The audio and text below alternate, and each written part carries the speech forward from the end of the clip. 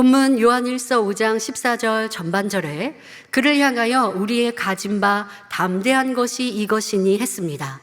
빛이시요 진리 자체이신 조금의 흠도 티도 없으신 아버지 하나님과 주님 앞에 우리가 어떻게 담대할 수 있을까요? 원래 우리는 죄인으로서 하나님 앞에 나아갈 수 없었습니다. 하지만 예수님께서 우리의 죄의 짐을 지시고 대신 죽으셨고 이를 믿으면 죄사함 받아 하나님께 나아갈 수 있게 됩니다. 하지만 아직은 담대하지 못하지요. 그 마음에 죄악이 있기 때문입니다. 그러니 구원받은 후 하나님의 말씀을 열심히 듣고 지켜 행하며 죄악을 벗어나가고 그 마음에 선과 진리로 채워가야 합니다.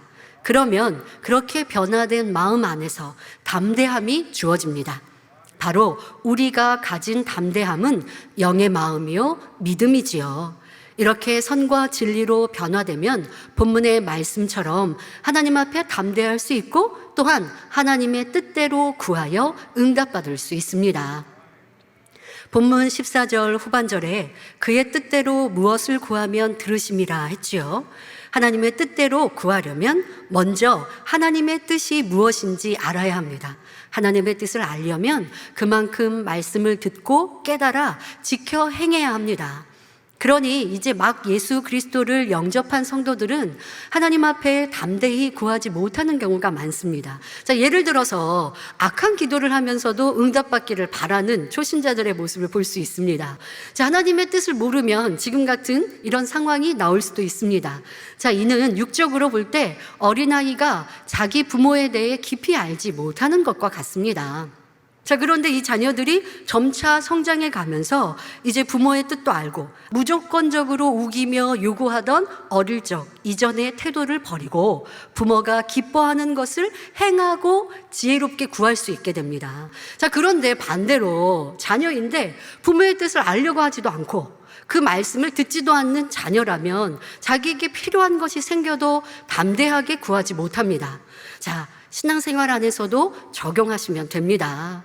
주님의 십자가의 죽으심으로 구원받았음을 알면서도 여전히 세상을 사랑하고 버리라 하지 말라 하신 비진리를 행하는데 어찌 하나님과의 관계에 담대할 수 있겠습니까? 그러나 예수 그리스도를 믿어 성령을 받고 열심히 말씀을 듣고 기도하며 신앙생활에 갑니다.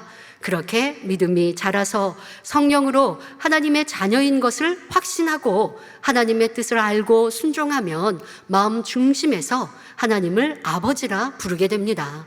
이렇게 아버지와 자녀의 관계가 잘 이루어지면 나는 하나님께 구할 자격이 있고 하나님은 자녀에게 주실 의무가 있습니다. 그런데 모든 하나님의 자녀가 당당하게 하나님을 아버지라 부르며 담대하게 구할 수 있는 것은 아닙니다. 하나님의 뜻을 알지 못하고 하나님의 뜻 가운데 거하지 않는 자녀는 감히 하나님을 아버지라 부르지 못합니다. 하나님 앞에 담대함을 가지려면 하나님의 뜻을 알고 그 뜻 안에 거하여야 합니다. 하나님의 뜻을 알려면 무엇보다 진리의 지식, 곧 성경 66권 말씀을 알아야 하지요. 요한복음 15장 7절에 너희가 내 안에 거하고 내 말이 너희 안에 거하면 무엇이든지 원하는 대로 구하라. 그리하면 이루리라 말씀하십니다. 다시 말해 그의 뜻대로 구한다는 것은 우리가 하나님의 뜻대로 행하며 구하는 것을 말하는 것입니다. 그러므로 무엇이든지 구하여 응답받으려면 먼저 하나님의 뜻을 알아야 합니다. 자, 그럼 하나님의 뜻은 무엇일까요? 먼저 데살로니가전서 5장 16절부터 18절에 말씀하십니다. 항상 기뻐하라, 쉬지 말고 기도하라, 범사에 감사하라. 이는 그리스도 예수 안에서 너희를 향하신 하나님의 뜻이니라 하신 말씀입니다. 자, 윗사람에게 지적받고 책망을 들었다고, 힘들고 어려운 일을 만났다고, 시험할 난을 만났다고 풀이 죽고 기쁨이 사라진다면 하나님의 뜻에 따르지 않는 것입니다. 자, 누가 나를 무시하는 말을 했다고 의기소침하며 슬퍼한다면 항상 기뻐하는 마음과는 거리가 멀지요. 시험이 오고 역경을 만날 때 기도할 힘을 잃고 기도하지 않는다면 하나님의 뜻을 어기고 있는 것입니다. 하나님의 뜻은 어려움이 왔을 때 기뻐하고 감사함으로 기도하는 것입니다. 이렇게 항상 기뻐하고 쉬지 않고 기도하며 범사에 감사하는 것이 하나님의 뜻이니 이렇게 행하며 기도하는 것, 구하는 것이 하나님의 뜻대로 구하는 것이라 말씀드리는 것입니다. 또 하나님의 뜻대로 구하는 것은 7영의 측정에 합당하게 행하며 구하는 것입니다. 자, 요한계시록 5장 6절에 내가 또 보니 보좌와 내 생물과 장로들 사이에 어린 양이 섰는데 일찍 죽임을 당한 것 같더라. 7뿔과 7눈이 있으니 이 눈은 온 땅에 보내심을 입은 하나님의 7영이더라 했습니다. 하나님께서는 온 땅에 두루 보내심을 입은 7영으로 그 자녀들의 기도를 정확하게 측량하셔서 응답해 주십니다. 자, 7영의 기준은 첫째, 믿음. 둘째, 항상 기뻐하는가. 셋째, 쉬지 않고 기도하는가. 넷째, 범사에 감사하는가. 다섯째, 계명을 지키는가. 여섯째, 충성. 일곱째, 사랑입니다. 이 7가지 분야에서 우리의 마음과 생각, 말과 행함을 모두 감찰하여 합격할 때 응답을 주십니다. 잠시 7영의 측정 분야를 살펴보겠습니다. 자, 7영의 첫째로 믿음으로 구하는 것이 하나님의 뜻입니다. 기도할 때 믿습니다. 이렇게만 기도했다고 이것이 믿음으로 구한 것일까요? 믿음이라 인정받는 것일까요? 아니지요. 자, 믿음으로 구하였다면 그 삶 또한 하나님의 뜻대로 살아가야 합니다. 그럴 때 위로부터 믿어지는 영적인 믿음을 받을 수 있고 이런 마음으로 구하여야 응답받을 수 있다는 것입니다. 자, 두 번째, 기쁨, 기도, 감사. 셋째, 네 번째는 앞서서 설명하였습니다. 자, 하지만 연단의 때 기쁨, 감사, 기도가 중요하니 다시 강조하여 설명합니다. 자, 평상시에 열심히 예배하고 기도합니다. 변화되고자 노력도 했습니다. 자, 그런데 막상 시험이 올 때 기뻐하지 못하고 근심하고 있다면 역시 연단을 통과하지 못한 것입니다. 시험이 와도 기뻐하며 감사함으로 기도하면 합격이지만 그러면 내가 지금까지 기도했던 거 응답 받는 거예요. 그런데 시험이 오니 순식간에 기쁨이 사라지고 탄식하고 원망한다면 7영의 감찰에서 탈락되는 것이죠. 그러니 지금까지 기도했어도 응답을 받을 수 없습니다. 자, 7영의 다섯 번째는 하나님의 계명을 지키는 분야입니다.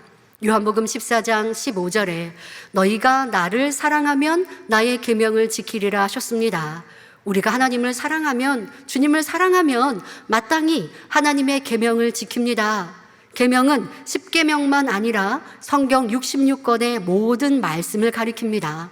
그러므로 계명을 지킨다는 것은 하라 하신 말씀을 하고 하지 말라 하신 말씀을 하지 않으며 지키라 하신 말씀대로 지키며 버리라 하신 것은 버리는 것입니다.